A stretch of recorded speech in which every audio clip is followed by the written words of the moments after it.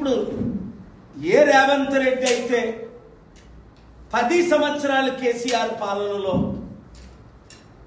Mega కృష్ణారెడ్డిని రోజు తిట్టని రోజు లేదు.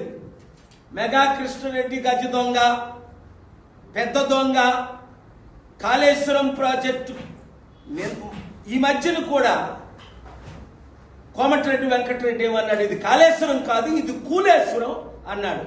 ఉత్తమ్ కుమార్ రెడ్డి ఏమన్నాడు, కాళేశ్వరం మేము మూసేసామన్నాడు. ఓకే, మరి అలాంటి కాళేశ్వరం మెగా కృష్ణారెడ్డికి 15,000 కోట్ల ప్రాజెక్టు, 3 ప్రాజెక్టులు రేవంత్ రెడ్డి నిన్న ఎందుకు కాంట్రాక్ట్ సైన్ చేశాడు?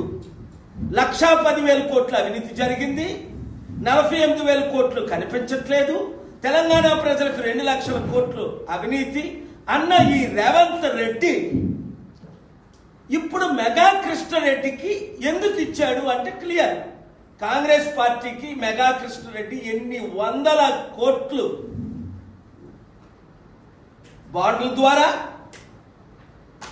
మరి బ్లాక్ మనీ ఎంత ఇస్తున్నాడో లెక్కే లేదు.